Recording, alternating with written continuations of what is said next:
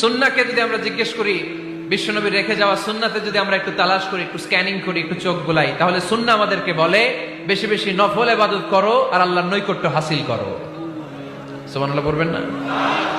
কোরআন বলেছে সেজদায় লুটিয়ে পড়ো। যা যা বললাম আমি ওঠার আগে জিজ্ঞেস করে আবার শুনে যাব, কারণ আমি মনে করি এটা ক্লাস। এটা কি ক্লাসে পড়া দেওয়া নেওয়া আছে না নাই?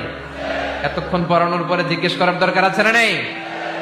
কোরআন বলছে কি আর সুন্নাহ কি বলে? নফল ইবাদত। আওয়াজ করে বলতে হবে সুন্নাহ কি বলে?